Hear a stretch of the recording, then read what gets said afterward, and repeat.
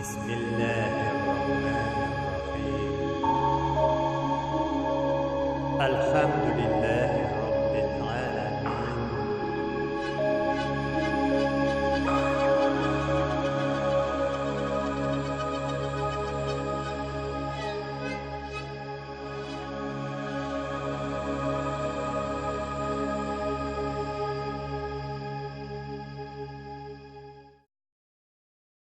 Assalamu alaikum wa rahmatullahi wa barakatuh. Muhtaram musulmon qardoshlar.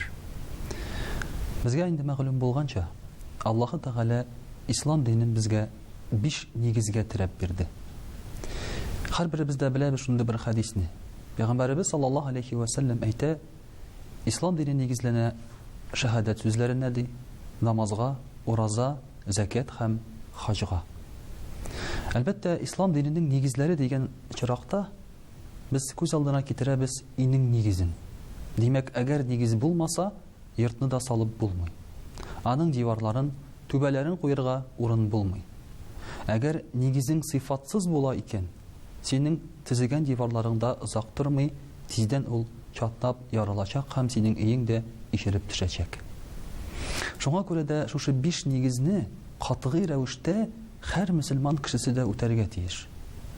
Ham kimdir ayta, "Mendan namoz o'qib bo'lmas endi, roza tutib bo'lmas endi, bu bek avur endi" desalar da, lekin bu biz sanagan aybirlar. Ular minimum.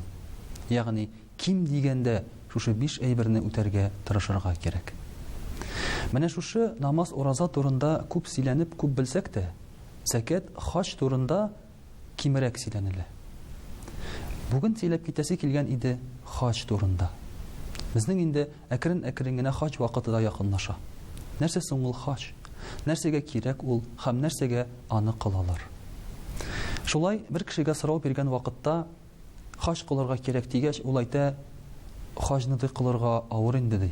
Кыйбат ди. Аңа акча бик күп кирәк инде ди. Ул әйткән вакытта хаҗның бәясе 100 мең чамасы иде. Мин ул кешедән сорыйм: "Мәйтәм, сезнең машинагыз бармы?" Ул әйтә: "Бар" ди. "Күпме тора мәйтәм машинагыз?" "Бер 200 мең чамасы" ди.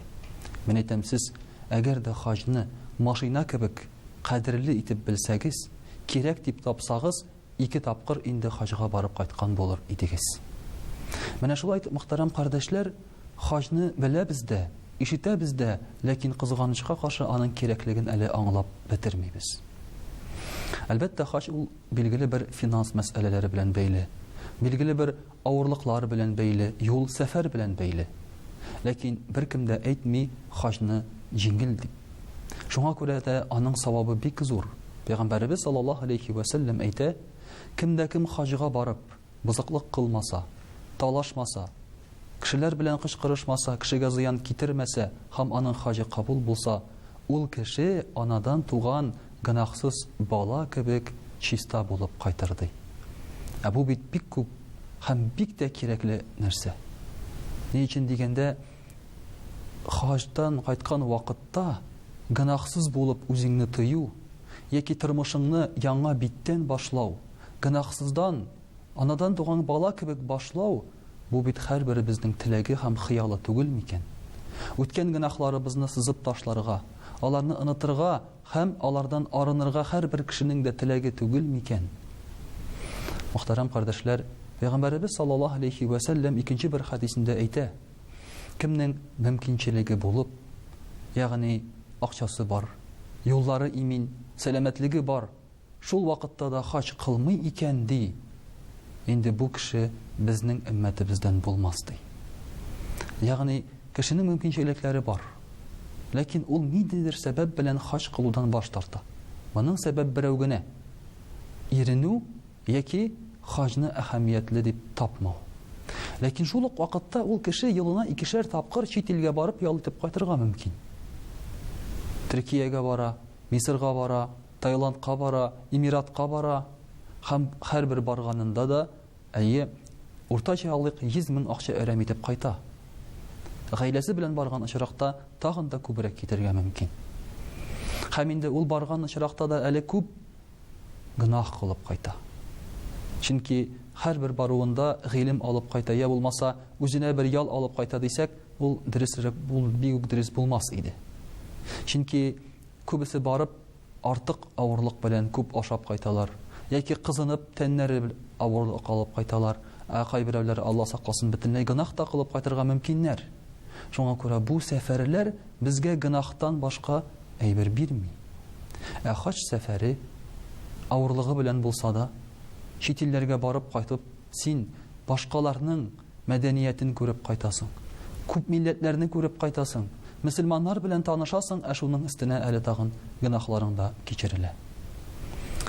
Шулай ук хаҗ кылган вакытта, мөхтәрәм кардәшләр, кайбер хаталар да җибәрелә.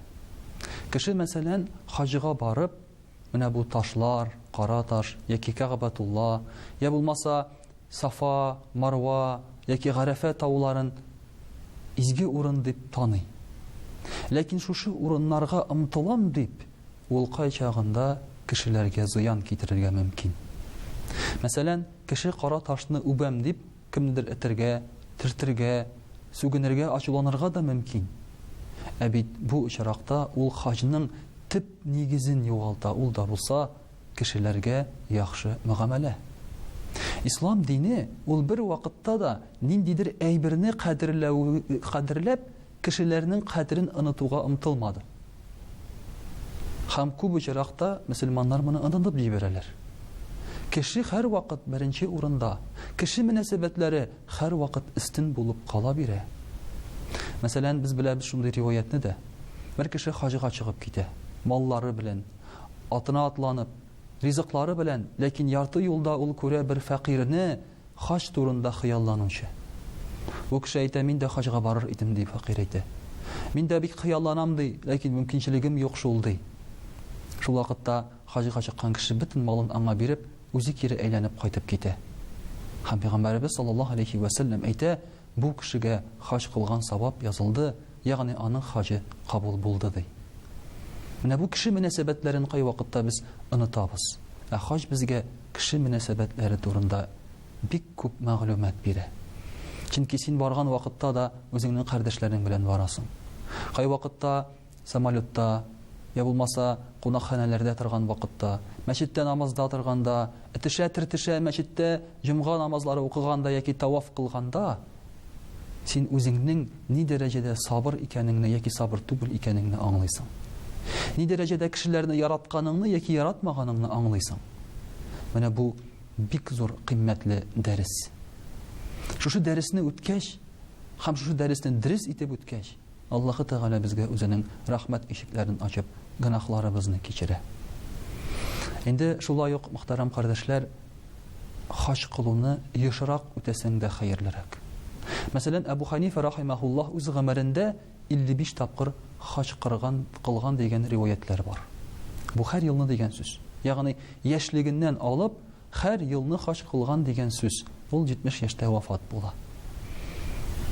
Һәм әгәр дә кешенең мөмкинчелеге бар икән, акчасы бар икән, бу кеше ким дигәндә 4 ел сайын хаҗ кылып тору аның өчен сөннәт.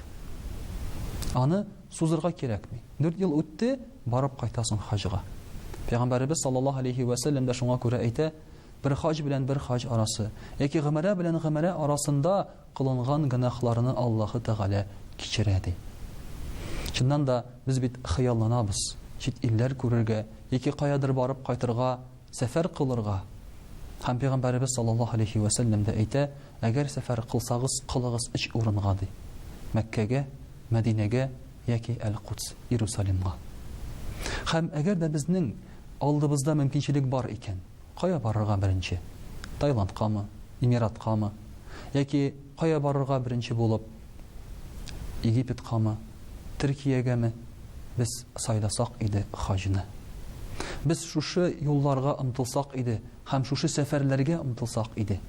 Шул очракта Аллаһ Тәгалә безгә аның калган җирләрен дә күрергә насыйп итәр иде. Вассаламу алейкум ва рахматуллаһи ва баракатуһ.